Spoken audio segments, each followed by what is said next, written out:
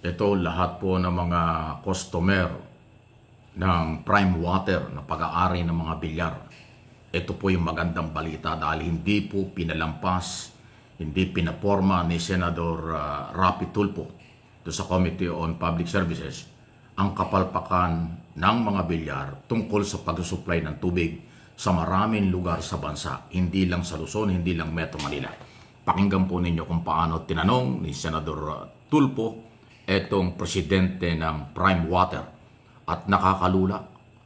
Ang dami pala nilang pangako. Daan-daang milyon pangakong investment parang wala namang natupad. At ang matindi rito ay para bang exclusive na sila ang nakakuha ng mga kontrata sa Local Water Authority Administration o mga district water or ano ba tawag dyan? Business na ito sa buong Pilipinas. Lalo na po nung panahon ng dating Pangulong Duterte. Kasi dyan ho talaga lalong lumakas ang mga bilyar sa nakaraang gobyerno. Ngayon, naabuko na sila. Pakinggan po ninyo ito. So lahat ng mga katanungan namin, I would presume, masasagot niyo po. Ayoko marinig dito na sabi mo, bago lang ako or wala sa akin dokumento sa susunod ng hearing. So siguro dala niyo na po lahat ng mga dokumento kung kailangan namin para maisagot niyo po yung mga tatanong namin sa inyo. Right? Yeah, Mr. Chair, I prepared as much as I can. Okay, very good. Unang question.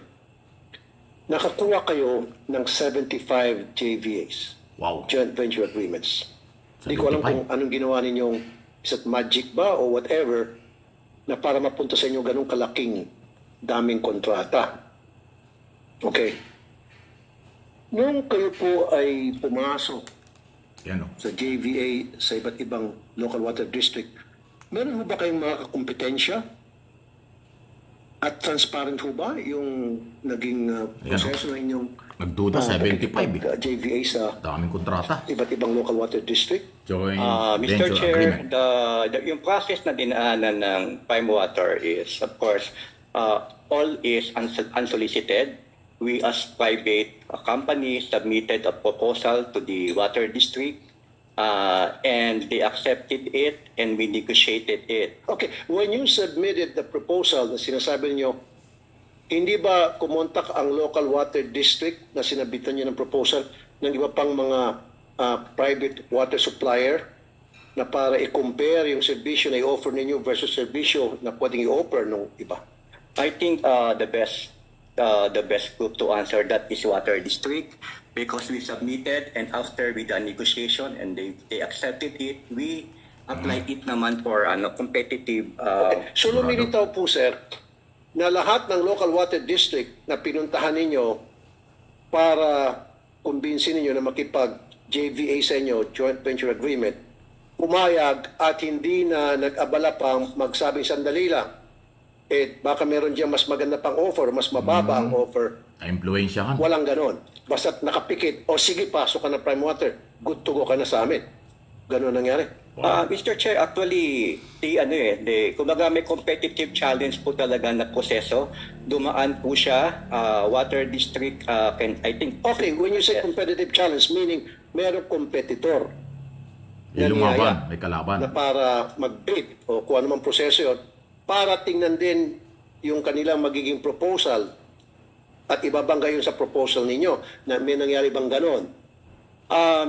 Mr. Chair, I think we as the private company, of course, don't know if Water District entertained. No, you should not. Siyempre, sasabihin sa inyo ng local water district, Prime Water, meron kang pinopropose sa amin, unsolicited, at gusto mo maging part sa amin, pakagandahin mo water services namin. Pero meron kang kakompetensya rito, pag-aralan muna namin yung offer versus doon sa offer ng kabila o may nag-offer din ng iba. Walang ganun siguro, tama? Anong bakit? Actually, I cannot answer for that, Mr. Chair. No? But we submitted our proposal. Okay. For them to... You cannot answer that because walang naging kakompetensya kayo sa lahat ng pinasok niyong kontrata sa different local water district. Karoon ng walang monopoly. naging competitive challenge. Because bilyar? I can assure you that. Kaya hindi mo masagot-sagot. Ako na sumagot. Now, ang tanong, sige, maraming mga local water district, bago kayo pumasok maganda ang serbisyo. Ayan na. Kumikita. Pero nung pumasok kayo after ng JVA ninyo doon sa mga local water district, naging balasubas ang serbisyo at nalugi pa yung local water district ngayon. Huwag ka muna sumagot.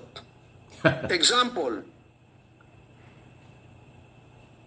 Ayan na yung mga example. Metro Surigao Water District. Surigao. Nangako kayo na in the next 5 years, nung pag-sign nyo ng JVA, kayo ay magpa-pump in ng 904 million pesos na investment. Nakalagay sa JVA, huwag ka magsinungaling. Ipaot mga... Ayan o. Pinanong pa muna ako. Ayan o. Ayan o. May I request all the resource persons Iniisa-isa po physically ni... present to please. Mga look, Ayan. Water District.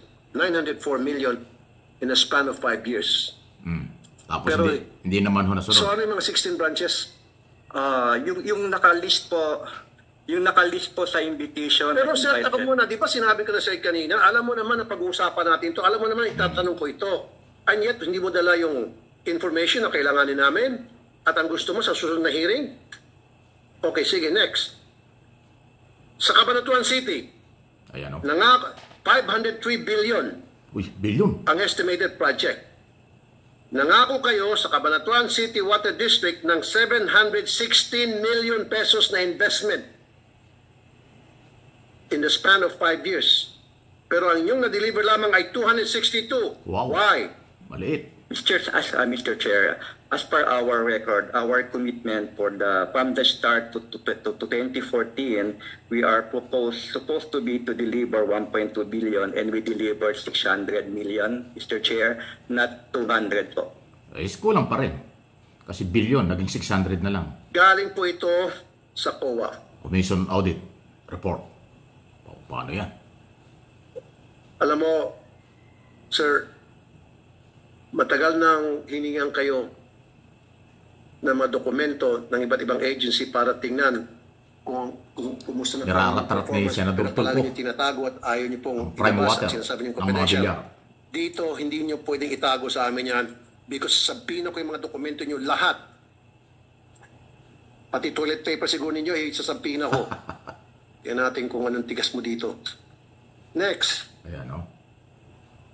Panabo. Tagaytay Water District. 1.2 billion ang pinangako ninyong investments. Oo. Kano dumating? In the next 5 years. Nakasaad doon sa JVA. Pero ang na-deliver nyo lang is 120 million. Wow, ang liit. 1.2, naging 1. It goes on and on and on and 100 on. na lang. Halos sa lahat. Halos sa lahat. Nawala yung bilyon. Ang dami nag-terminate because of that. Ang dami na. Nag-terminate na contract because of that. Ayan o, hindi na makasagot yung presidente ng Prime Water ng mga bilyar dito sa ginawang pag-iimbestiga ni Senador Rapi Tulfo dahil sa reklamo ng taong bayan. Ay nakabase yan dun sa speech at resolution ni Senador Risa Ontiveros dahil nga sa reklamo na maraming walang supply ng matinong tubig galing sa prime water ng mga bilyar. Eh ganyan palang katindi. Bilyon-bilyon ang pangakong business. Joint venture agreement yan. Kasunduan yan, dokumentado yan. Hindi naman pala natutupad. Naku mga bilyar, magpaliwanag kayo rito. Kawawa yung inyong presidente. Ginisa sa sariling mantika. Ginisa ng senador tungkol sa kapalpakan ng business ng mga bilyar.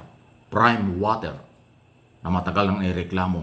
Wala palang pagbabago dahil ang pangakong pera, investment, sabi ni Senador Tulfo, hindi nakarating.